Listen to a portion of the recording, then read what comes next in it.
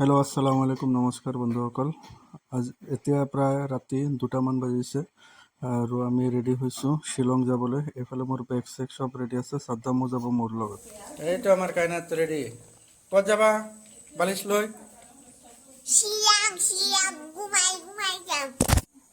এইফালে সাদ্দাম পূৰা ৰেডি হৈ বাহিৰত ৰখি আছে আৰু মই গাড়ীত বেগ চেগখিনি ভৰালোঁ আৰু তাত গৈ যিহেতু ৰান্ধি খাব লাগিব, বৰ্তনখিনিও লৈছোঁ, চাউল দালিখিনিও লৈছোঁ আৰু এইফালে গাড়ী ওলাই আছে আৰু হোজাই টাউনৰ পৰা আমি ওলাইছোঁ আৰু চিধা যাম এতিয়া জুবিন ক্ষেত্ৰত।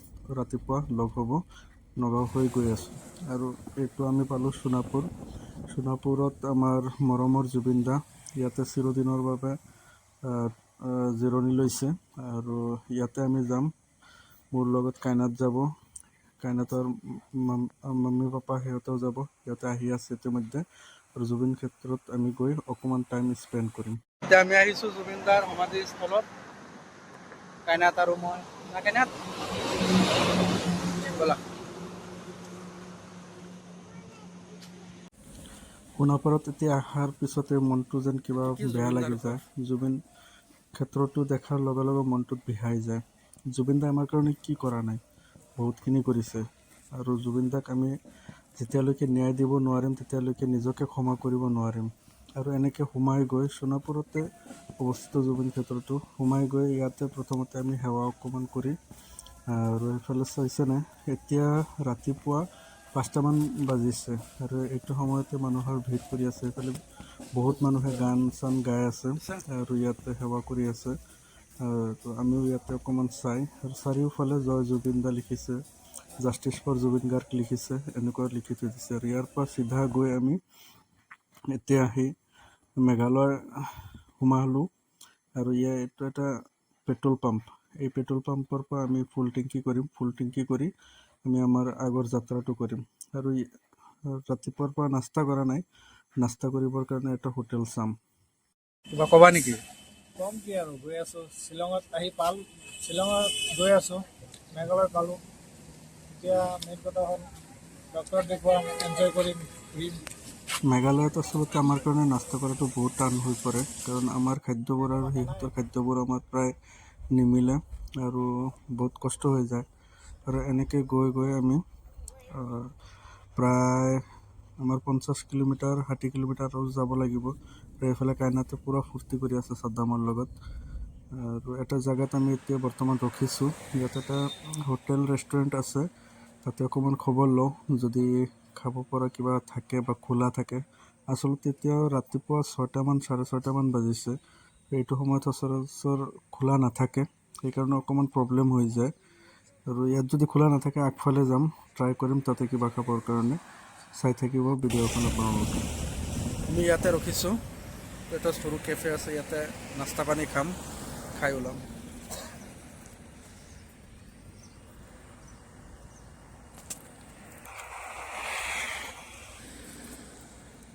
এটা ধুনীয়া বস্তু, মেঘালয়তো আমাৰ অসমৰ গৌৰৱ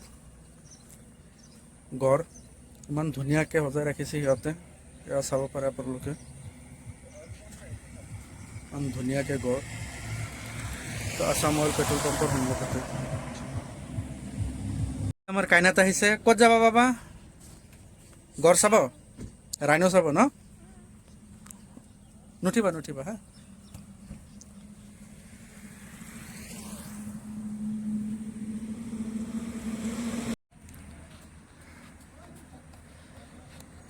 কি ক'বা তুমি? কম আৰু কি, চাই ভাল লাগিছে। কাহিনী পালোঁ, আমাৰ অসমৰ গৌৰৱ আমি মেঘালয়ত পাইছোঁ, কেনেকুৱা লাগিছে? বহুত ভাল লাগিছে। আমাৰ অসমত চাব পাৰোঁ, কিন্তু কথা হ'ল আহি পাই গ'লোঁ মেঘালয়ত। ভাল লাগিছে ন, ধুনীয়াকৈ ৰাখিছে। অঁ কাইনাত আৰু সাদ্দামে খেলা কৰি আছে। এটা কথা হৈছে নহয়, আমি শ্বিলঙত আহি পালোঁৱেই আৰু প্ৰায় 30 কিলোমিটাৰ আছে। ইয়াতে আমি নাস্তা কৰিম আৰু এটা কেফে আছে, চবেই বহিছে, মোৰ লগত সাদ্দাম আছে। এতিয়া কথাটো হৈছে, মইতো আহোঁতে মই চুৱেটাৰ জেকেট আনিছোঁ, ই বেচাৰাক কৈছিলোঁ আনিবৰ কাৰণে, এইটো অনা নাই।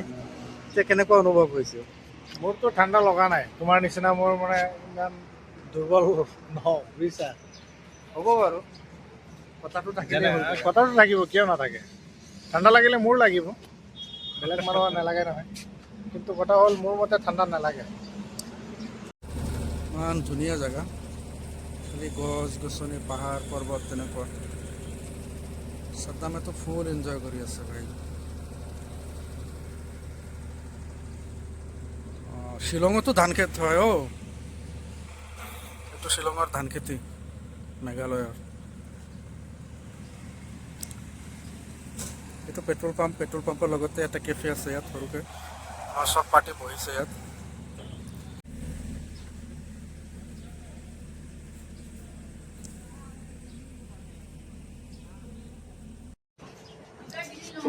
সঁচা কথা ক'ব গ'লে বেয়া ভোক লাগিছিল, ৰাতিপুৱাৰ পৰা একো খোৱা নাই। ৰাতি 2টা বজাত উঠিছোঁ আৰু এতিয়া প্ৰায় 7টা বাজিব হ'ল। বেয়া ভোক লাগিছে। সাদ্দামৰো এই হাল। একচুৱেলি মোৰ বেয়া ভোক লগা নাই, মোৰ ভোক লাগিছে। বেয়া ভোক তাৰ ভোক লগা নাই। কণী আনিছিলোঁ, যোৱা নাই। ধুনীয়া এটা গাড়ী গৈছোঁ। আমাৰ আহি গ'ল চেণ্ডউইচ আৰু মটকা চাই ধুনীয়াকৈ।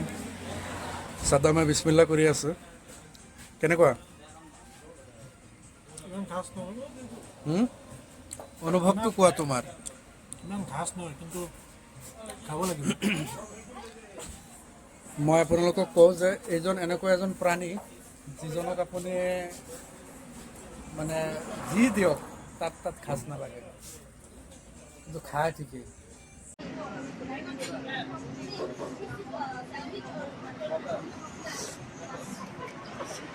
বাহ, সঁচাই ভাল লাগে। চাহটো ভাল লাগিছে। বাকী চেণ্ডউইচটো বা কেনেকুৱা?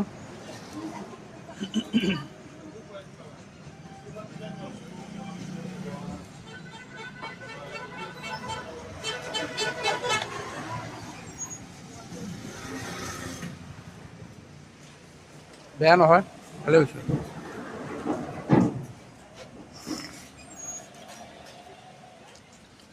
মানে কথা হ'ল এনেকুৱা মানুহ আছে নহয় যে বেছি অভাৰ ৰিয়েক্ট কৰে। এই অভাৰ ৰিয়েক্ট কৰা মানুহজনে মানে যেনেকুৱা লাগিছে তাতকৈ মানে অলপ বেছি কম লাগিছে, যেনেকুৱা তেনেকুৱা কৈছোঁ। ইমান খাচ নহয় মানে কি, মানে একদম পাৰফেক্ট নহয়। কৈ দিওঁ যে আজিৰ ব্লগটো হৈছে আমাৰ লংকাৰ পৰা শ্বিলং নিগ্ৰিমত যাম আমি।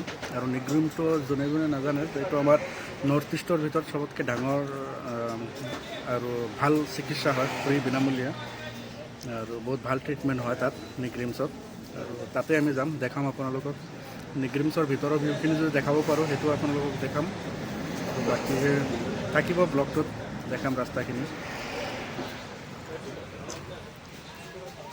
তাকে কিমান ধুনীয়া এটা ডগ।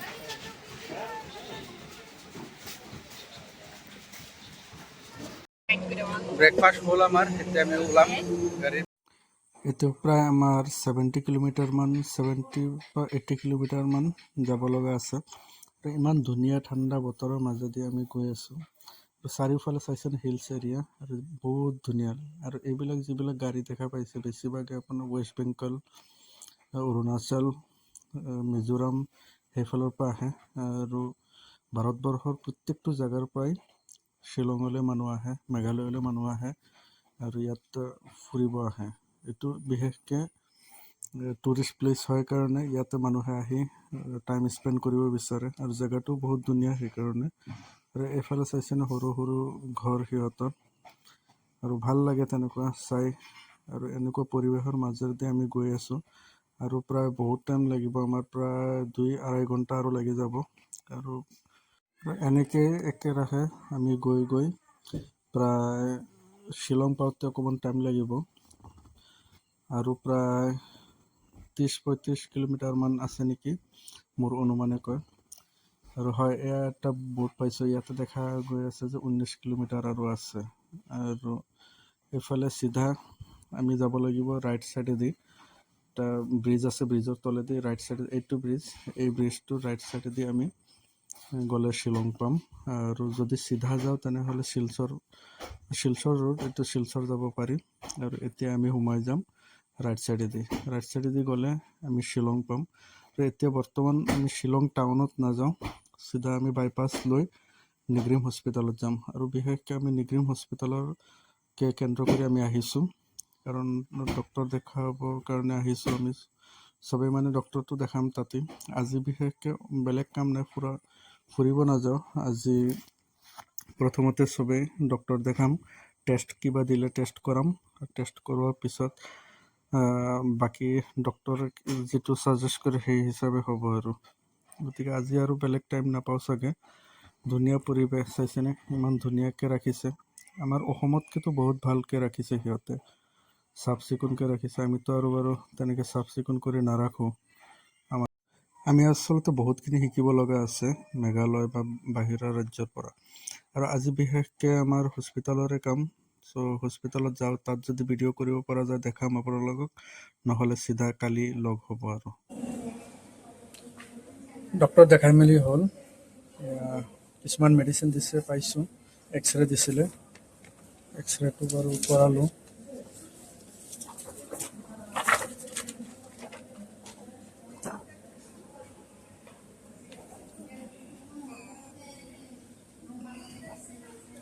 MRIও কৰিব দিছে, চাওঁ কিয় এতিয়া ফিজিঅ'থেৰাপি দিছে।